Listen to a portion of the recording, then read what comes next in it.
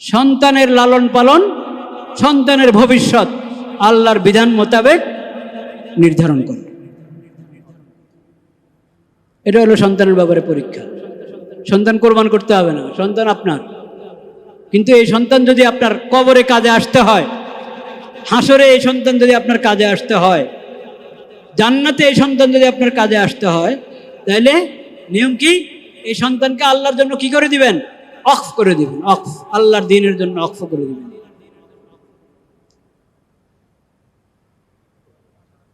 সন্তানকে মানুষ বানান, আল্লাহর নেক বন্দা হওয়া শিখান, আল্লাহর নেক বন্দা হওয়া শিখান সন্তানকে। সন্তানকে ইসলামী আদব শিখান, সন্তানকে আদর্শ মানুষ হওয়া শিখান, সন্তানকে আখিরি নবী হজরত মোহাম্মদ মুস্তফা সাল্লাল্লাহু আলাইহি সাল্লামের আদর্শ উম্মত হওয়া শিখান। মাদ্রাসায় ভর্তি করে আলেম বানান বা না বানান, মৌলবী বানান আর না বানান সেটা আপনার ইচ্ছা, কিন্তু আল্লাহর বন্দা হিসেবে তাকে গড়ে তোলেন। আখিরি নবীর আদর্শ উম্মত হিসাবে তাকে গড়ে তোলেন, একজন আদর্শ ইনসান হিসেবে, আদর্শ মানুষ হিসেবে তাকে গড়ে তোলেন। এরকম করলে আপনি তাকে দ্বীনের জন্য অক্ফ করে দিলেন। কলেজ ভার্সিটিতে পড়াচ্ছেন আপনি তাকে, যদি তার ইমান আমল ঠিক থাকে, ইমান আমল কি থাকে? ঠিক থাকে, তাহলে আল্লাহর দ্বীনের, আল্লাহর মাখলুকের সেবা করতে পারবে কি পারবে না? সে পারবে। জাতির সেবা করবে, দেশের সেবা করবে। কলেজ ভার্সিটিতে পড়া না জায়েজ না, কলেজ ভার্সিটিতে পড়া না জায়েজ না, অর্থাৎ জাগতিক জ্ঞান বিজ্ঞান শিখা না জায়েজ না, ওটা জায়েজ। কিন্তু জাগতিক জ্ঞান বিজ্ঞান শিখতে হবে এমনভাবে যাতে নিজের ইমান নষ্ট না হয়, ইমান নষ্ট না হয়। জাগতিক জ্ঞান বিজ্ঞান এমনভাবে শিখতে হবে যাতে নিজের সিরত নষ্ট না হয়, আখলাক নষ্ট না হয়, চরিত্র নষ্ট না হয়, ওইভাবে জাগতিক জ্ঞান বিজ্ঞান শিখতে হবে। জাগতিক জ্ঞান বিজ্ঞান শিক্ষা করা এটা দোষের কিছু না, এটাও একটা কাজ, এটাও একটা কাজ, এটার জরুরতও আছে। শরীয়ত কখনো এটার জরুরতকে অস্বীকার করে নাই। ফরজ, ফরজ যত নেক আমল, ইবাদাতের মধ্যে যেগুলো ফরজ পর্যায়ের, ওয়াজিব পর্যায়ের, ওগুলো আরো মজবুত মাধ্যম, আল্লাহর কাছে আরো প্রিয় মাধ্যম আল্লাহর নিকটে অর্জনের।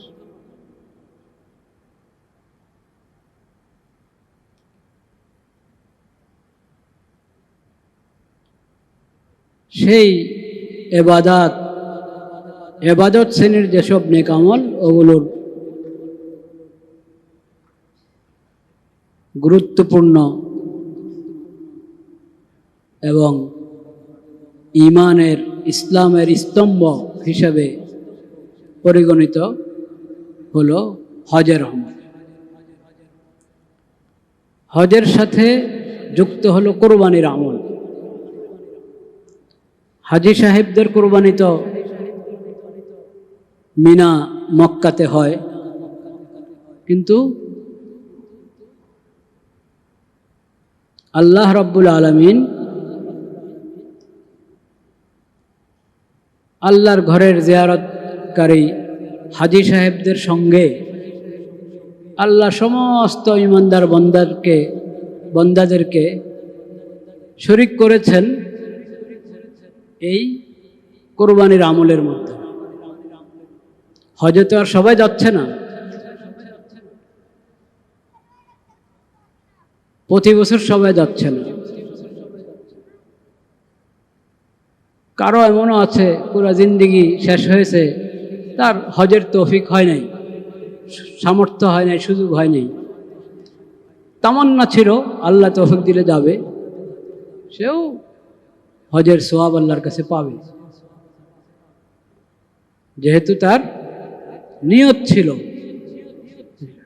শক্তি সামর্থ্য হলে যাব, সামর্থ্য হয় নাই, যায় নাই। তার তামান্না ছিল, আশা ছিল, আকাঙ্ক্ষা ছিল, সে কারণে আল্লাহ তাআলা তাকে ওই আমলের সওয়াব দিবেন।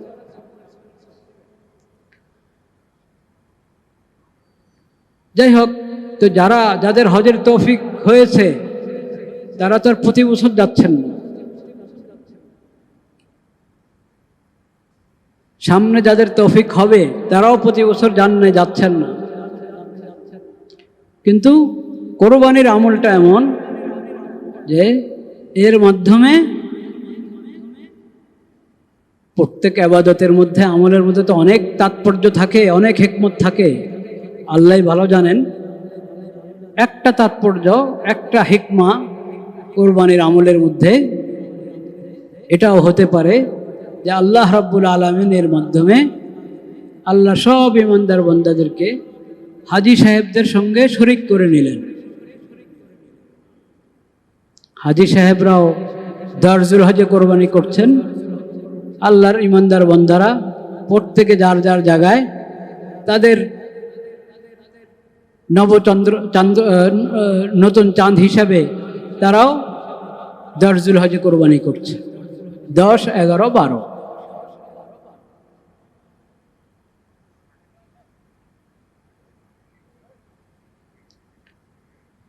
কোরবানির আমলের গুরুত্ব কোরবানির নাম থেকেই বোঝা যাচ্ছে। আমি বলেছিলাম হয়তো যে এটা আরবি কোরবান শব্দ থেকে কোরবানি আমরা বলি, কোরবান আরবিতে শব্দটা হলো কোরবান, ফার্সিতে, উর্দুতে, বাংলায় আমরা বলি কোরবানি। এরপরে আবার ফার্সি, উর্দু এবং বাংলায় কোরবানি শব্দের ভিন্ন আরেকটা অর্থ আছে, সেটা হলো ত্যাগ। ত্যাগ তিতিক্ষার অর্থ কোরবানি শব্দ ব্যবহার হয়। কিন্তু দারজুল হজের যে কোরবানির আমল আল্লাহর নৈকট্য অর্জনের জন্য, আল্লাহকে খুশি করার জন্য, আল্লাহর দেওয়া রিজিক, হালাল পশু নির্ধারিত, সব হালাল পশু না। হরিণ দিয়ে কোরবানি করলে কোরবানি হবে না।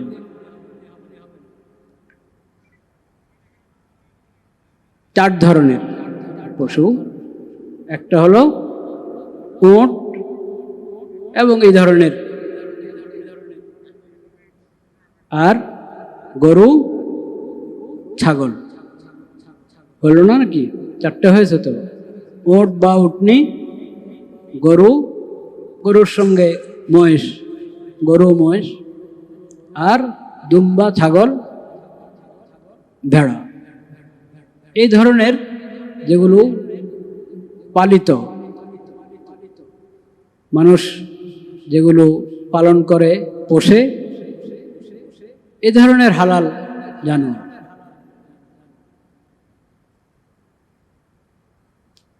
হালাল জন্তু দিয়ে কোরবানি করা, তো এটা আল্লাহর দেওয়া রিজিক। এই পশুগুলো আল্লাহর দেওয়া রিজিক থেকে আল্লাহর তৌফিকে আল্লাহর দরবারে আমরা জবাইয়ের মাধ্যমে পেশ করব। এই যে কোরবানির আমল, এটাকে যে কোরবানি বলা হয়, এই কোরবান শব্দের অর্থ হলো নৈকট্য অর্জন। নৈকট্য অর্জনের বিশেষ আমল, যে কোনো নেক আমল দ্বারাই আল্লাহর নৈকট্য অর্জন করা যায়।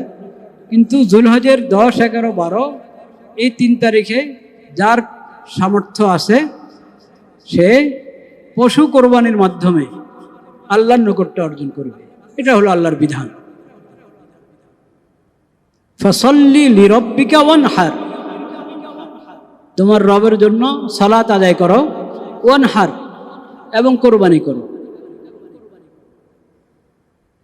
সালাত আদায়, এক তো 5 ওয়াক্ত ফরজ নামাজ আমরা আদায় করছি, কিন্তু ঈদের দিন, ঈদুল আজহার দিন বিশেষভাবে 2 রাকাত নামাজ আদায় করা হচ্ছে।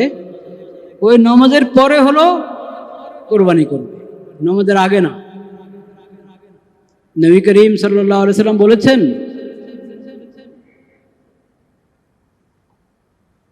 ঈদুল আজহার এই দিন, দারজুল হজ এই দিন আল্লাহ রাব্বুল আলামিন আমার উম্মতের জন্য ঈদ ঘোষণা করেছেন। ঈদ বানিয়েছেন এই দিনকে আমার উম্মতের জন্য। এই দিনের আমল হলো প্রথমে নামাজ, তারপরে কোরবানি। যদি নামাজ হওয়ার আগে, ঈদের নামাজ হওয়ার আগেই যদি কেউ কোরবানির পশু জবাই করলো, নবী করিম সাল্লাল্লাহু আলাইহি সাল্লাম বলেছেন, ফাইন্নাহু লাহমু শাতিন কদ্দামাহু লিআহলি, এটা কোরবানি হবে না, এটা কোরবানি হবে না, এটা হবে গরুর একটা জন্তু, গোশতের একটা জন্তু, গোশত পাবে তুমি। গরু জবা করলে গরুর গোশত পাবে, ছাগল জবা করলে ছাগলের গোশত পাবে। গোশতের ব্যবস্থা হয়ে গেল, হালাল গোশতের ব্যবস্থা হয়ে গেল ঘরের জন্য, ঘরওয়ালাদের জন্য। কোরবানি হবে না, এটা কোরবানির নিয়ম আছে, কারণ কোরবানি ইবাদত। হালাল জন্তু জবাই করে, আল্লাহর নামে জবাই করে হালাল গোশত, আল্লাহর নেয়ামত ভক্ষণ করা, গ্রহণ করা, এটা তো সারা বছরে চলতে থাকে, সব সময় আছে। ওটা তো আর কোরবানির ইবাদত না। কোরবানির ইবাদত হলো ঈদ উল আজহার জুলহজ মাসের 10, 11, 12 এই 3 তারিখে। 10 জুলহজের শুভে সাদিক থেকে নিয়ে 12 জুলহজের সূর্য ডুবার আগ পর্যন্ত, মাগরিবের নামাজের সময় হওয়ার আগ পর্যন্ত, এই সময়ের ভিতরে কোরবানির আমল চলবে, দিন হোক রাত হোক। এবং সেটাও হলো ঈদ উল আজহার নামাজটা হয়ে যেতে হবে। ঈদ উল আজহার নামাজ হয়ে যাওয়ার পর আপনার ঈদগাতে না হোক, আপনার ঈদগাতে না হলো কিন্তু অন্য ঈদগাতে নামাজ হয়েছে, ঈদের নামাজ হয়ে গেছে। সবচেয়ে ভালো তো হলো আপনি যে ঈদগাতে নামাজ পড়বেন, যেখানে নামাজ পড়বেন, আপনার নামাজ পড়ে গিয়ে আপনার কোরবানি করেন। কিন্তু আপনি হয়তো এমন ঈদগাতে পড়ছেন যেখানে একটু দেরিতে নামাজ হচ্ছে, এর আগে বিভিন্ন ঈদগাতে নামাজ হয়ে গেছে, ঈদের নামাজ হয়ে গেছে, তো আপনার অনুপস্থিতি আপনার ছেলে কোরবানি করে দিল, এটা হয়ে যাবে, অসুবিধা নেই। কিন্তু যেহেতু নামাজ হয়ে গেছে, ঈদের নামাজ হওয়ার পর কোরবানি হলে নবী করিম সাল্লাল্লাহু আলাইহি ওয়াসাল্লাম বলেছেন, ফাযালিকা নুসুকুন, এটা হলো কোরবানি। আর যদি আগেই কেউ জবা করে ফেললো, এত দেরি কে করে? নবী করিম সাল্লাল্লাহু আলাইহি ওয়াসাল্লাম বলেছেন, এটার দ্বারা নুসুক, কোরবানি আদায় হবে না। এটা হলো লাহমুন কদ্দামাহু লিআহলিহি, লাহমু শাতিন, এটা গোশত। গোশত খাওয়ার ফায়দা পাবে তুমি, কোরবানির সওয়াব পাবে না, এতে কোরবানির জিম্মাদারি আদায় হবে না। এটা এগুলো থেকে হলো আমরা আমাদের সবক গ্রহণ করতে হবে নিজের জিন্দেগির জন্য। যে কোনো কাজ নিজের মন মতে করলেই এটা ইবাদত হয় না। ইবাদত হবে আল্লাহ রাব্বুল আলামিন যেভাবে বিধান দিয়েছেন, নবী করিম সাল্লাল্লাহু আলাইহি সাল্লাম যে বিধান আমাদেরকে দেখিয়ে দিয়েছেন, শিখিয়ে দিয়েছেন, ওই তরিকা মতে, ওই বিধান মতে যদি হয় আমলটা, তাহলে ওটা ইবাদত, আল্লাহর কাছে কবুল হবে, নতুবা কবুল হবে না।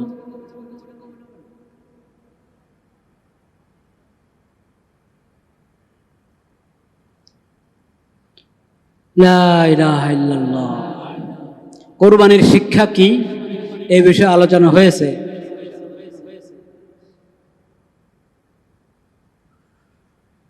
আজকে ওই বিষয়ে নবী করিম সাল্লাল্লাহু আলাইহি ওয়াসাল্লামের একটি হাদিস স্মরণ করিয়ে দিচ্ছি, কেমন অনুভূতি নিয়ে, কেমন উপলব্ধি নিয়ে কোরবানির আমলটা করতে হয়। নবী করিম সাল্লাল্লাহু আলাইহি ওয়াসাল্লাম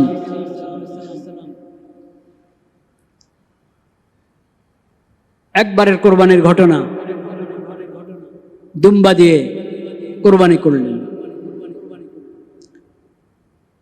উম্মুল মুমিনিন আয়েশা রাদিয়াল্লাহু তাআলা আনহাকে বলেছেন, আমাকে ছুরি এনে দাও। ছুরি আনলেন, বলেছেন ছুরিটা তুমি ধারাও। ইস হাজি, এটাকে ধারাও। উম্মুল মুমিনিন রাদিয়াল্লাহু তাআলা আনহা ছুরিটা ধার করে দিলেন। কেন এটা? নবী করিম সাল্লাল্লাহু আলাইহি ওয়াসাল্লাম বলেছেন, ইন্নাল্লাহা কাতাবাল ইহসানা আলা কুল্লি শাই।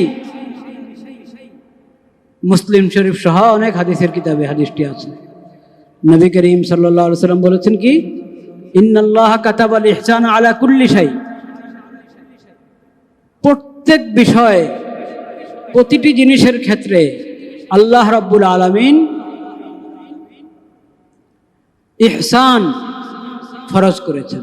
ইহসান, যেই কাজে তুমি করবে সুন্দর করে করবে, ভালোভাবে করবে, এবং কাজটা যার সাথে সম্পৃক্ত তার প্রতি দয়া এবং অনুগ্রহ এর দিকটা খেয়াল রাখবে। ইহসান, তোমার কাজের মধ্যে যদি দয়া মায়া আছে এটা বোঝা যায়, তোমার কাজ সম্পাদন থেকে যাতে বোঝা যায় তোমার মধ্যে দয়া মায়া আছে, কাজটা এমনভাবে সম্পাদন করবে যাতে এখানে যার সাথে কাজের সম্পর্ক সে দয়া এবং অনুগ্রহ অনুভব করতে পারে।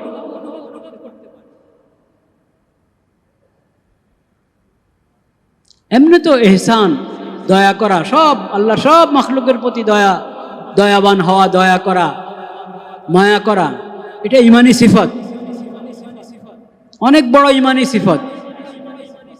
ইরহামু মান ফিল আরজ ইয়ারহামকুম মান ফিস সামা, নবী করিম সাল্লাল্লাহু আলাইহি ওয়াসাল্লাম অন্য হাদিসে বলেছেন, জমিনবাসীকে তুমি দয়া করো, জমিনে যারা আছে আল্লাহর যে মাখলুক আছে তাদের সঙ্গে তুমি দয়ার আচরণ করো।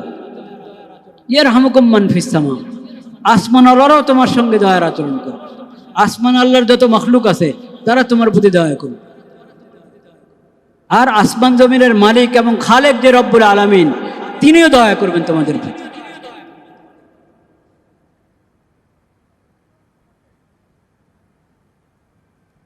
তো নবী করিম সাল্লাল্লাহু আলাইহি ওয়াসাল্লাম বলেছেন, কাতাবাল ইহসান আলা কুল্লি শাই, আল্লাহ ইহসান ধার্য করে দিয়েছেন, তাকিদ করেছেন ইহসান করতে প্রত্যেক বিষয়ে।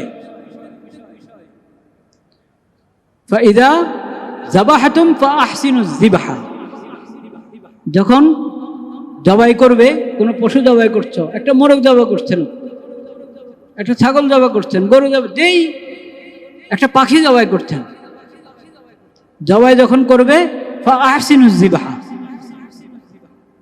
সুন্দর করে জবাই করো, এমনভাবে জবাই করো যাতে ওই পাখির, ওই পশুর কি না হয়, বেশি কষ্ট না হয়। তো যদি ছুরিটা ধারানো না হয় তো অনেকক্ষণ পর্যন্ত হাত চালাতে থাকবে, কষ্ট হবে কি হবে না? কষ্ট হবে। এরকম করো না, ধার করে নাও, অল্পতেই জবাটা হয়ে যাবে, তাহলে কষ্ট কম পাবে।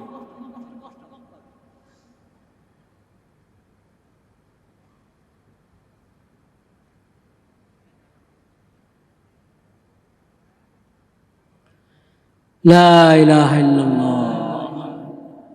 এরপরে অতিরিক্ত 4টা রগ কাটা যাবে, 4টা রগ, কিন্তু এরপরও চালাচ্ছে ছুরি। হ্যাঁ, করে কি করেন এরকম, মানে জবাই হয়ে গেছে তারপরও ছুরি চালাচ্ছে, আবার একবারই ছুরির আগা দিয়ে এই আঘাত করে। অন্যায়, অন্যায় এটা।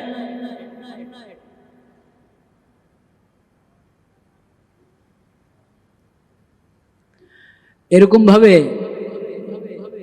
ঠান্ডা হতে হবে, জবাইয়ের পর পশুটা কি ঠান্ডা হয়ে যাবে, পুরা রূহ পুরা চলে যাওয়ার পর, ঠান্ডা হয়ে যাওয়ার পর এখন আপনি খালানোর কাজ শুরু করবেন। পায়ের গোড়াতে যে কাটা শুরু করে না চামড়া উঠানোর জন্য, অনেকেই কি করে, এখনো গরু কি করছে, চটপট করছে, হাত পা নাড়াচ্ছে, তখনও ওই তাড়াতাড়ি যাতে দমে যায় সেজন্য কাটা শুরু করে। এটা আরেক জুলুম, অন্যায়। এক কথা নবী করিম সাল্লাল্লাহু আলাইহি ওয়াসাল্লাম বলেছেন, কাতাবাল্লাহ ইন্নাল্লাহ কাতাবা কাতাবাল ইহসানু আলা কুল্লি শাই ফাইদা যাবাহতুম ফাহসিনুজ যিবহ।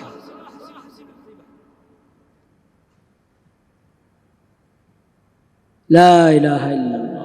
তো যে হাদিস শোনাচ্ছিলাম, উম্মুল মুমিনিন আয়েশা রাদিয়াল্লাহু তাআলা আনহাকে নবী করিম সাল্লাল্লাহু আলাইহি সাল্লাম বলেছেন, কি করো? ধার করো, ছুরিটা ধারাও। ধার করে দিলেন। নবী করিম সাল্লাল্লাহু আলাইহি ওয়াসাল্লাম জবাই করলেন। কি পড়ে? ওই তো দোয়া পড়লেন, আগের জুমায় বলেছিলাম, ইন্না সলাতি আল্লাহুম্মা ইন্নী ওয়াজ্জাহতু ওয়াজহিয়া লিল্লাযী ফাতারাস সামাওয়াতি ইন্নী ওয়াজ্জাহতু ওয়াজহিয়া লিল্লাযী ফাতারাস সামাওয়াতি ওয়াল আরদা হানিফাও ওয়া মা আনা মিনাল মুশরিকিন। আর পড়লেন, ইন্না সলাতি ওয়া নুসুকি ওয়া মাহইয়ায়া ওয়া মামাতি লিল্লাহি রাব্বিল আলামিন লা শারীকা লাহু ওয়া বিযালিকা উমিরতু আনা আউয়ালুল মুসলিমিন। কোরআনের এই দুই আয়াত, দুটোটা দোয়াও বটে। পড়ে নবী করিম সাল্লাল্লাহু আলাইহি ওয়াসাল্লাম বিসমিল্লাহ আল্লাহু আকবার আল্লাহুম্মা লাকা ওয়া মিনকা, বিসমিল্লাহ আল্লাহু আকবার পড়ে জবাই করলেন। এরপর বললেন আল্লাহুম্মা লাকা আল্লাহুম্মা মিনকা ওয়া লাকা, আল্লাহ এই নেয়ামত তো আপনার দেওয়া, আমিও আপনার সৃষ্টি, এই পশু তো আমার না, আমি এটার লালন পালন করেছি, খরিদ করে এনেছি, কিন্তু আসলে এই পশু কার সৃষ্টি? আল্লাহর সৃষ্টি। এই পশুকে হায়াত দান করেছেন কে? আল্লাহ তাআলা। আর আমার কবজায় আসলো কার রহমতে, কার দয়ায়? আল্লাহর দয়া। আল্লাহুম্মা মিনকা, আল্লাহ এটা আপনার পক্ষ থেকে, আপনার দান, আপনার মেহেরবানি। ওয়ালাকা, আমি আপনার দরবারে পেশ করলাম, আমি আপনার দরবারে পেশ করলাম, আপনার জিনিসটাই আপনার দরবারে পেশ করলাম। ইয়া আল্লাহ, আপনি মেহেরবানি করে কবুল করেন, আপনি মেহেরবানি করে কবুল করেন। কোন এক কুরবানিতে নবী করিম সাল্লাল্লাহু আলাইহি ওয়াসাল্লাম এমনও বলেছেন, আল্লাহুম্মা তাকাব্বাল মিন্নি ওয়া মিন আলি মুহাম্মদ ওয়া মিন উম্মতি মুহাম্মদ সাল্লাল্লাহু আলাইহি ওয়াসাল্লাম। আল্লাহ, আপনি এই কোরবানি আমার পক্ষ থেকে কবুল করেন, মুহাম্মদের পরিবারের পক্ষ থেকে কবুল করেন, মুহাম্মদের উম্মতের পক্ষ থেকে কবুল করেন। বলেন না আলহামদুলিল্লাহ।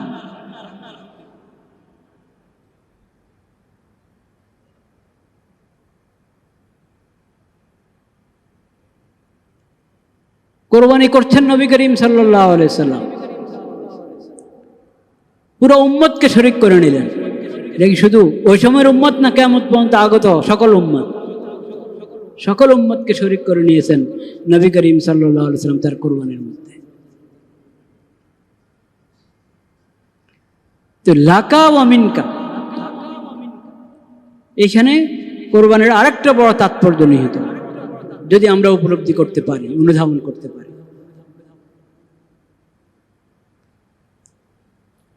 আপনার পক্ষ থেকে, আপনার নিয়ামত, আপনার রিজিক, আলা মা রাযাকাহুম মিন বাহিমাতিল আনআম,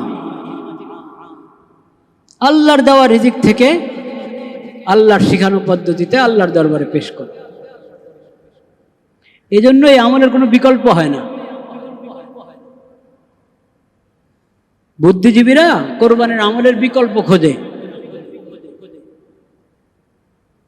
ইবাদতের কোনো কি হয় না, বিকল্প হয়। কোরবানির কোনো বিকল্প নেই। আপনি 10 গরুর মূল্য সদকা করে দিলেন, গরিব মিসকিনকে দান করে দিলেন 10 গরুর। এখন তো কোটি টাকার গরু আছে নাকি? কোটি টাকার হক বা কোটি টাকার বানানো হয়েছে, যেভাবে হোক। তো কোটি টাকার দামের 10 গরু, কোটি কোটি টাকার দামের 10 ওঁট 100 ওঁট এর মূল্য আপনি সদকা করে দিলেন। কোটি কোটি টাকা সদকা করে দিলেন 10 তারিখে, 11 তারিখে, 12 তারিখে যুলহজের।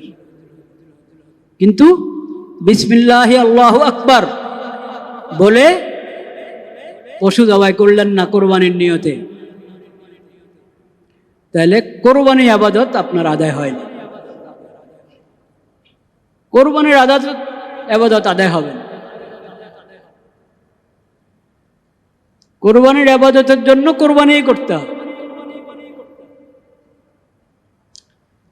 অনেক আবার আরো বেশি বড় বুদ্ধিজীবী হয়ে দাঁড়ায়, তারা বলে যে পশুর কষ্ট হয়, পশু জবাই করার দরকার কি? এমনিও মেহমানদারির জন্য, নিজেরা খাওয়ার জন্য জবাই করতে থাকে, ওখানে প্রশ্ন আসে না, ওখানে প্রশ্ন আসে না। কোরবানির সময় প্রশ্ন বসে যে পশু কমে যাবে, প্রচুর কষ্ট হবে। পশুর কষ্ট হয়, এটা তো আমরা দেখছি মনে হয় পশুর কষ্ট হচ্ছে, পশুর কি আসলে কষ্ট হয় কি না হয় এটা তো আল্লাহ ভালো জানে। আল্লাহ তাআলা অনেক পশুর মধ্যে ওই অনুভূতি দিয়েছেন যে সে আল্লাহর রাস্তায় কোরবান হচ্ছে, তার মাধ্যমে কোরবানির ইবাদত পালন করা হচ্ছে।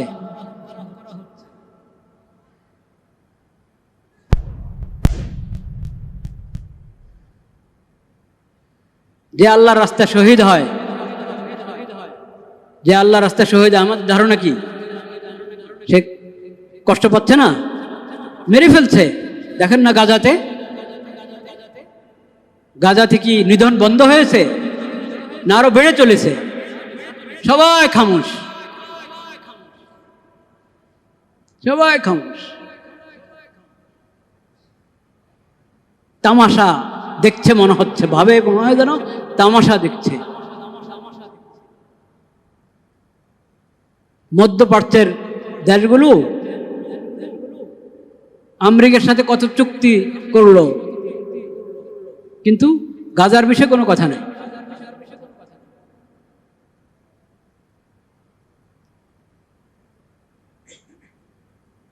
আমাকে একজন বলেছে যে আপনি ঘোষণা দেন গাজা থেকে সবাইকে আমরা এখানে বাংলাদেশে নিয়ে আসবো,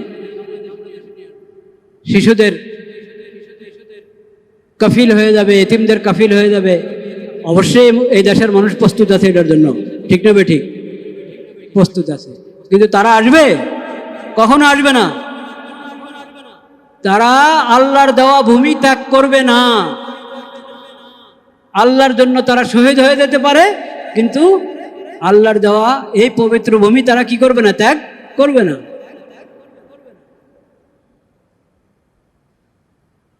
কিন্তু তাদের তাদের জন্য তো কোনো সমস্যা নেই, তারা শহীদ হচ্ছে, মজলুম হচ্ছে, তাদের আখরাত নুরানি হচ্ছে, তাদের কবর নুরানি হচ্ছে, তাদের হাসর নুরানি হচ্ছে, তাদের কোনো সমস্যা নেই। সমস্যা হলো পুরা মুসলিম বিশ্বের যারা তামাশা দেখছে বসে বসে, মুসলিম বিশ্বের সরকারগুলোর, যাদের কোনো টনক নড়াদুরের কথা, তাদের মনে হয় কোনো অনুভূতি নেই, তাদের ইমানি গায়রত্ব অনেক দূরের কথা, মানবতা বোধে তাদের মরে গেছে।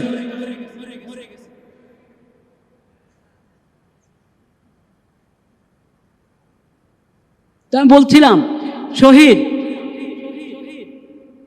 শহীদের জন্য কোনো সমস্যা নাই, যে তাকে শহীদ করছে সে হলো জাহান্নামী। সে কি? জাহান্নামী। যে আল্লাহ রাস্তায় শহীদ হয়ে যাচ্ছে সে তো জান্নাতি, এবং শাহাদাতটা তার জন্য রহমত।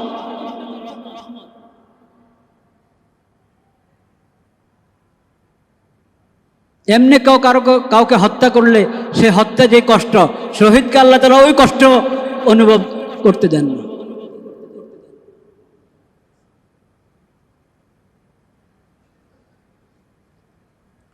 তো তোমরা যদি বুদ্ধি খাটাও আল্লাহর বিধানের বিরুদ্ধে, আল্লাহর বিধানের মোকাবেলায় বুদ্ধি খাটাও যে পশুর কষ্ট হচ্ছে, কষ্ট হচ্ছে কি হচ্ছে না তুমি কি জানো?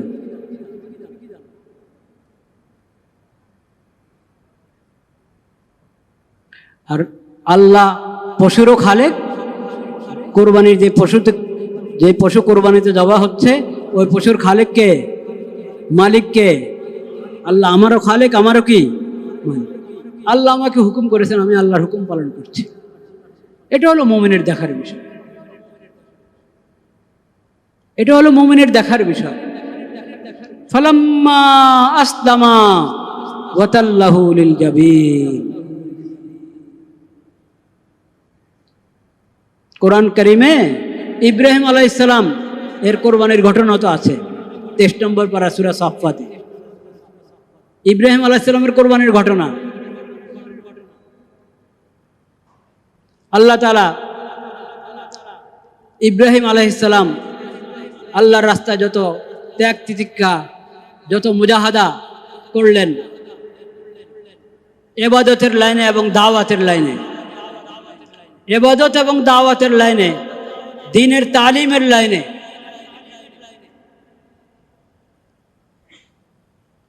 ইব্রাহিম আলাইহিসসালাম যত মুজাহাদা করেছেন ওসব মুজাহাদা এর মুজাহাদা আল্লাহ রাব্বুল আলামিন কবুল করেছেন। আল্লাহ খুশি হয়ে সুসংবাদ দিলেন ইব্রাহিম আলাইহিস সালামকে, ফাবাশশারনাহু বিগুলামিন হালিম। সন্তান হচ্ছিল না, এমন বয়সে পৌঁছে গেছেন উনি, ওনার স্ত্রী, এখন আর স্বাভাবিকভাবে সন্তানের কোনো কি নাই, আশাও নেই। স্বাভাবিকভাবে আল্লাহর রহমত থেকে নৈরাশ হওয়ার কোনো অবকাশ নেই, কিন্তু স্বাভাবিক যেই দুনিয়ার নিজাম আল্লাহ করেছেন ওইভাবে আর আশা হয় না। ওই সময় আল্লাহ তাআলা খোঁজখবর দিয়েছেন যে আল্লাহ তাআলা তাকে সন্তান দান করবেন, সহনশীল সন্তান, বিগুলামিন হালিম। ফালাম্মা বালাগা মাআহু সাইয়া, ও সন্তান হলো, সন্তানের এই পরিমাণ বয়স হয়েছে যে এখন বাবার সঙ্গে চলতে পারে, বাবার কাজে সহযোগিতা করতে পারে। ওই বয়সে পৌঁছার পর যখন সন্তানের প্রতি মহব্বত আরো বেড়ে যায়, হ্যাঁ, ওই বয়সে আল্লাহ তাআলা পরীক্ষা নিয়েছেন ইব্রাহিম আলাইহিস সালাম। স্বপ্নে দেখেছেন সন্তানকে কি করছেন, জবাই করছেন। নবীদের ওহী কি হয়, নবীদের স্বপ্ন কি হয়, ওহী। বলেন নবীদের স্বপ্ন কি? নবী ছাড়া আর কারো স্বপ্ন দলিল নয়। নবী ছাড়া আর কারো স্বপ্ন কি নয়, দলিল নয়। নবীদের স্বপ্ন এটা ওহী এবং শরীয়তের দলিল। উনি যখন স্বপ্ন দেখেছেন সন্তানকে জবাই করার, এই স্বপ্নের তাবির উনি এটাই বুঝেছেন যে তার ছেলে ইসমাইলকে কি করবেন, আল্লাহর জন্য আল্লাহর হুকুমে জবাই করতে হবে। ছেলেকে বললেন, ইয়া বুনাইয়া ইন্নী আরা ফিল মানামি আন্নী আযবাহুক ফানজুর মাযা তারা।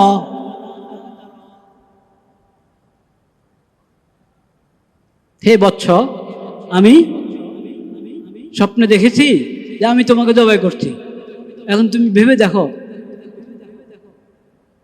তোমার কি মতামত। এর মানে না যে ইসমাইল অমত করলে উনি আর আমল করতেন না, তা না। এটা আমল করার সহজ পদ্ধতি। এটা যার সঙ্গে সম্পৃক্ত তাকে আগে থেকে বলে নিল, আর তারও একটা পরীক্ষা হয়ে গেল। কি বলেছেন ইসমাইল? ইয়া আবাতি ফাল মা তুমার, ইয়া আবাতি ফাল মা তুমার। বাবা, আপনি যা আপনাকে নির্দেশ করা হয়েছে তা আপনি করেন। সাতাজিদুনি ইনশাআল্লাহু মিনাস সাবিরিন। আমাকে আপনি সবরকারীদের একজন পাবেন, সবরকারী পাবেন, ধৈর্যশীল পাবেন। আমাকে আপনাকে যা নির্দেশ করা হয়েছে আপনি তা করেন। ছেলেও জানে যে নবীর স্বপ্ন কি হয়, আল্লাহর পক্ষ থেকে নির্দেশ, নবী ছাড়া অন্য কেউ না। এখন যদি কোনো মানুষ স্বপ্নে দেখে, একবার না, দুইবার না, 3 বার, 10 বার, 12 বার স্বপ্নে দেখলো যে তার ছেলেকে সে জবাই করছে, জায়েজ হবে জবাই করা? হারাম। এরকম স্বপ্ন দেখলে আপনি কোরবানি করেন, ঈদুল আযাতে ডবল কোরবানি করেন। করা জরুরি না, করলে করেন। এমনি আল্লাহর নামে পশু জবাই করে, বিসমিল্লাহ করে হালাল পশু জবাই করে আল্লাহর বান্দাদের মেহমানদারি করেন, কিন্তু ছেলে জবাই করতে পারবেন না, হারাম। ওটা তো নবীর স্বপ্ন ছিল, নবীর স্বপ্ন আল্লাহর পক্ষ থেকে নির্দেশ। ও ছেলে, উনি বলেছেন ইন্নী আরা, আমি তো স্বপ্নে দেখেছি। ছেলে বলছে তোমার, আপনাকে আল্লাহর পক্ষ থেকে যা নির্দেশ করা হয়েছে আপনি তা পালন করেন। সাতাজিদুনি ইনশাআল্লাহু মিনাস সাবিরিন, আপনি আমাকে ধৈর্যশীল পাবেন ইনশাআল্লাহ। ফালাম্মা আসলামা ওয়া তাল্লাহু লিল জাবিন। আসলামা, বাবা এবং সন্তান দুজন প্রস্তুত হয়ে গেলেন আল্লাহর বিধান পালন করার জন্য। দুজন আল্লাহর বিধানের সামনে আত্মসমর্পণ করলেন। ছেলেও জবা হতে প্রস্তুত, বাবাও তাকে জবা করতে প্রস্তুত। ফালাম্মা আসলাম, এবং কাত করে শোয়ালেন ইসমাইলকে, ইব্রাহিম আলাইহিস সালাম। ছুরি চালাবেন, তখন আল্লাহর পক্ষ থেকে আওয়াজ এসেছে, ওহী এসেছে, ওয়ানাদাইনাহু আন্না ইব্রাহিম কদ সাদ্দাকতা রুয়া ইন্না কাযালিকা নাজজিল মুহসিন। আল্লাহর পক্ষ থেকে আওয়াজ আসলো যে এটা তো পরীক্ষা, এটা তোমার জন্য একটা পরীক্ষা ছিল, তুমি পরীক্ষায় সফল হয়েছ, প্রস্তুত হয়ে গেছো তুমি, তোমার ছেলেও প্রস্তুত হয়েছে জবা হতে, তুমি জবা করতে প্রস্তুত হয়ে গেছো, এটা তোমাদের জন্য ইন্না হাযা লাহুয়াল বালাউল মুবিন, এটা পরীক্ষা ছিল, তুমি পরীক্ষায় সফল হয়েছ, তুমি তোমার স্বপ্ন সত্য করে দেখিয়েছ। কি অর্থ? অর্থাৎ আমি সন্তুষ্ট, আমি কি সন্তুষ্ট, তোমাকে যা বলা হয়েছে, এত কঠিন পরীক্ষা, তারপরও তুমি আমল করতে প্রস্তুত হয়ে গেছ, আমি এতে সন্তুষ্ট। কিন্তু সন্তানকে জবাই করতে হবে না, সন্তানের জায়গায় জবাই করার জন্য আল্লাহ তাআলা পাঠিয়ে দিলেন বেহেশত থেকে, দুম্বা পাঠিয়ে দিলেন আল্লাহ তাআলা। সেই দুম্বা ইসমাইলের জায়গায় কি হয়েছে? জবাই করা হয়েছে। ওয়াফাদাইনাহু বিযিবহিন আযীম, মহান কুরবানির জানোয়ার জবাই করার জন্য আল্লাহ তাআলা আসমান থেকে পাঠিয়ে, জান্নাত থেকে পাঠিয়ে দিলেন দুম্বা, ওই দুম্বা জবাই করা হয়েছে। সেই দুম্বার শিং বাইতুল্লাহতে লাগানো ছিল অনেক বছর পর্যন্ত, আমাদের নবীজির জামানা পর্যন্ত ছিল। নবীজির ইন্তেকালের পরে কোনো এক সময় একটু বাইতুল্লাহর মসজিদে হারামের ওখানে আগুন লেগেছিল, সেই দুর্ঘটনায় ওই শিংটাও পড়া গেছে। নতুবা ওই শিং, ওই দুম্বার শিং যেটা ইসমাইল আলাইহিস সালামের জায়গায় বদলায় আল্লাহ তাআলা পাঠিয়েছেন, সন্তানের বদলে যেই কোরবানি হয়েছে দুম্বা, সেই দুম্বার শিং বাইতুল্লাহতে ছিল বছরকে বছর, শত শত বছর, বরং হাজার হাজার বছর। এটা হলো কোরবানি। তাহলে আরেক শিক্ষা কি পেলাম, যেটা আগেও আমরা আলোচনা করেছি, আসলামা, আল্লাহর বিধানের সামনে কি আত্মসমর্পণ। কঠিন থেকে কঠিন বিধান, সন্তানকে জবাই করে দেওয়া। এমন সন্তান 80-90 বছর পরে যে সন্তান পেলেন, এবং এই বয়সে যে উঠতি বয়স, এখন বাপের সহযোগী হয়ে বাপের সাথে এদিকে যায় সেদিকে যায়, ওই বয়সে যখন দোনো দিক থেকে পুরো আকর্ষণ একজনের আরেকজনের প্রতি, ওই সময় আল্লাহর হুকুম এসেছে জবাই, প্রস্তুত জবাই করতে। আল্লাহ এই পরীক্ষা তো আর আমাদের থেকে নেন নাই, নিয়েছেন না, নিবেন কখনো? সন্তান জবাই করো, এই পরীক্ষা নেন। কিন্তু আমাদের পরীক্ষা কি? আল্লাহর বিধান মেনে চলা, আল্লাহর বিধান মেনে। সন্তানের বিষয়ে আল্লাহর পরীক্ষা আছে, সন্তানের বিষয়ে আল্লাহর কি আছে? পরীক্ষা আছে। বলেন তো কি পরীক্ষা সন্তানের বিষয়? সন্তানের বিষয়ে আল্লাহর পরীক্ষা নাই? হ্যাঁ আছে। ইন্নি নাযারতু লির-রহমানি আলেম উম্মে, হ্যাঁ, নাযারতু লাকা মা ফি বাতনি মুহাররার। সন্তানের বিষয় পরীক্ষা হলো তুমি সন্তানকে আল্লাহর জন্য অক্ষ করে দাও।